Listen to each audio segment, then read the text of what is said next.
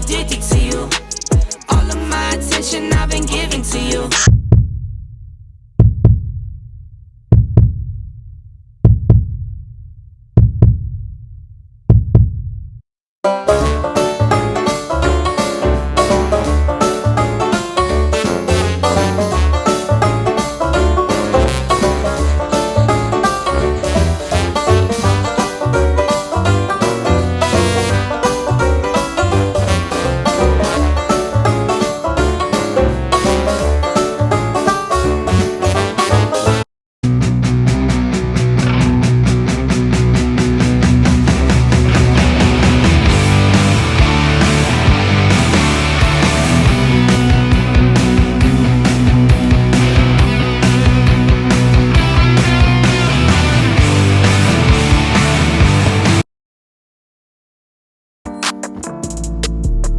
All right, guys, so we're back for another one. We're out in the shop. We're going to get the Audi in here in just a second and check over an issue that we're having that I'm hoping should be a simple fix. I think I've seen this issue on the forums and Facebook pages as well for these cars, so hopefully we'll figure that out. We did get a package, and I'm pretty sure I know what this thing is, but let's open it up here and see what's inside.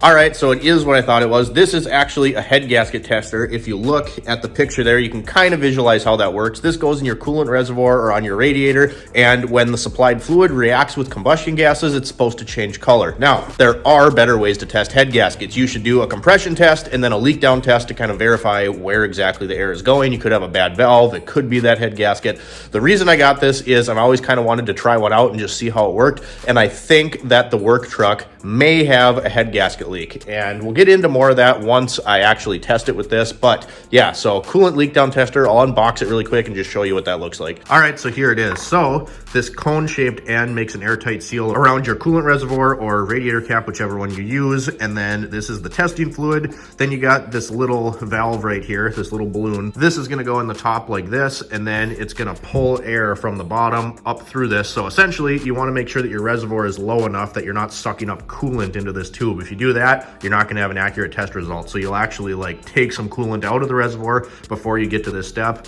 Pretty simple. You do this for about a minute, and then if there are combustion gases present, it's going to react with this fluid and turn it yellow.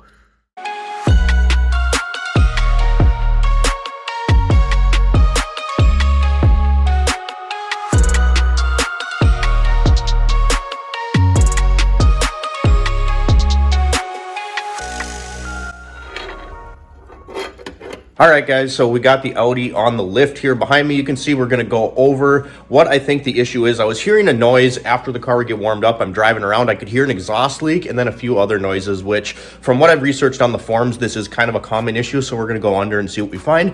You guys haven't seen the underside of the car yet, so we're just going to try to address that today. This car is littered with issues, and don't get me wrong. I mean, it's a great car. I love it. It's fairly clean. As you can see, it's not all rusty. Could use a respray. The clear coat is really bad. If you can see back in the corner there, I'll get you a better look at it, but you can see condensation in that headlight. Those are OEM headlights. The lenses are in pretty good shape. I was kind of hoping that I would just have to clean up the lenses and polish them and clear over them, but I'm gonna end up taking these apart, baking them in the oven, get that condensation out of there, because nothing for these cars is cheap. So just to buy new ones when these ones are in fairly good shape, other than that, I think I can do something with them. Maybe we'll throw some halos or something in them too. We'll see. This car has a laundry list of things that we need to get done. I actually keep this notebook just for build ideas on the Audi, and I'm not going to read it off, but if I open it, this is a page just of the mechanical issues that are on the Audi. So there's a lot that needs to be done. We need front axles, we need rear axles, we need front wheel bearings, brakes, and I mean, it's a what, 20-year-old car now, 22 years old. And really, you guys, I haven't spent much money on this car at all. I have nothing into it hardly. As you know, I traded my Celica GTS for this car. Why? Well, for one, and the biggest thing was this has an ECU that you can flash and tune. Celica does not. So this does not require a standalone ECU to do modifications. I like the all-wheel drive. I like the turbo, obviously. Reliability-wise, it's still a European car, so we'll see how that goes. But as a kid, you guys, this is kind of cool because I always liked these. I remember when these came out, and I thought they looked so cool. Now, it's not one of my, like, giant bucket list cars or anything, but I remember loving this as, like, a 7-year-old kid going to school. There was someone that had a Roadster, and I remember I always thought it was super awesome. So, we got the car lifted up. Let's go under the car and show you the issue that we're having. All right, and I realize you guys haven't been under the car yet. So here is one issue that actually looks worse than it is. So you can see at some point in time, someone got hung up on something on this car. So you can see it on that side, and it's also over here. Someone just dented the hell out of the bottom of the side skirts. This is actually a plug that's supposed to be there. The nice thing is when you're not underneath the car, you don't notice any of this damage at all. These actually bolt in. There's kind of a better angle on it. You can see though, there's a little bit of surface rust, but even the pinch welds aren't really rusted. They just kind of got bent over. So if I really wanted to, I could unbolt these side skirts and try to straighten it out a little bit. Don't know if I'll do that. I know the car's gonna get a respray. The rest of the floor, there's no rust, which in this part of the world is a pretty big deal. I didn't want this car if it was all rusted out, even being as I only traded the Celica for it. I didn't really fork over any money, but I did not want a rusty car. This is gonna be where our issues lie. First off, look at that O2 sensor.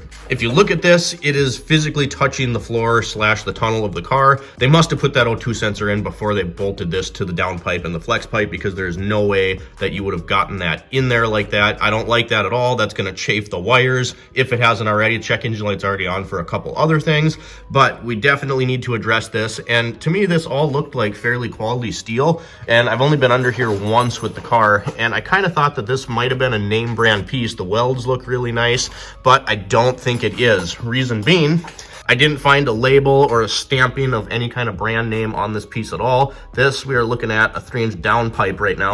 And if I put the light up in here, this part's gonna be really hard to get you guys to be able to see. Drive shaft's in the way. And one of the issues that people say they have with aftermarket downpipes that are cheap, non-name brand, eBay special, which again, this one, the metal and the welds, all seem pretty good. So I kind of thought it might be a good part, but again, I couldn't find any branding on it, which leads me to think that this is an eBay piece.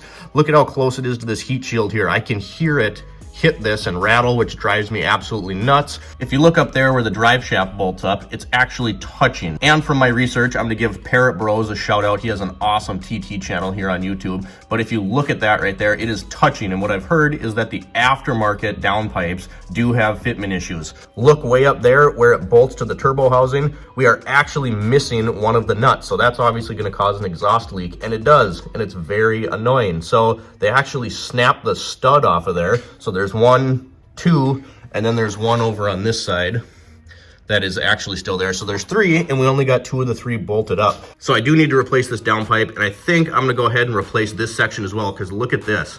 Doesn't make any sense to me to go from a 3-inch and then restrict it right away again. And we don't have any cats or anything like that, and it goes back to some nice MagnaFlows back there. But I don't understand why you would choke it down once you got here. You know, the welds look okay. It must have been taken to an exhaust shop, but it would piss me off a lot if I got my car back and the downpipe was like this. One more thing I want to show you is, if you can see it, I'm gonna try to get it in here.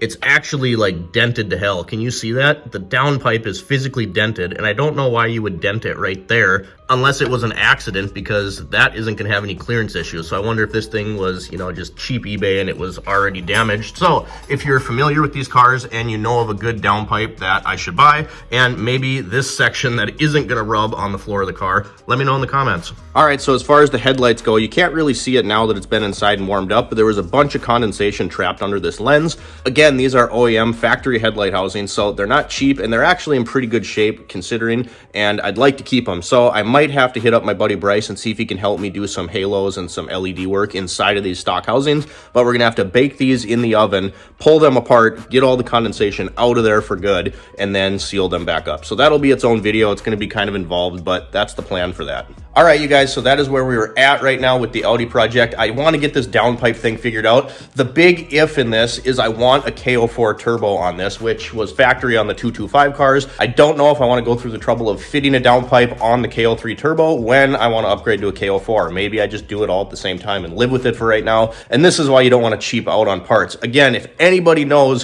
what brand I should go with for a new 3-inch downpipe, drop it down below. I would like to get this fixed because the sound absolutely drives me nuts. As I said, the car needs a bunch of other things as well, and we're going to address all the mechanical issues before I do anything with the body of the car. You know, wheels, stuff like that. These are wheels off of GTI. I've always thought they look kind of goofy personally, so that's something I want to do, but we got to get through the suspension, some engine issues, the brakes, axles, all that mechanical stuff before I even want to worry about the body. The only thing I would like to fix is the headlights, because once again, they're fairly expensive and I don't want even more condensation to keep getting in there, and I would always appreciate seeing a little bit better at night. So you guys, I hope you enjoyed this video of the Audi TT Quattro. We got a lot of work to do on this thing, but I'm excited to bring this all to you guys, and next season, hopefully you'll see this car doing some autocross and have a few fun road trips. So you guys, if you enjoyed the video, drop me a comment down below, like and subscribe if you have not already, and we'll see you next time.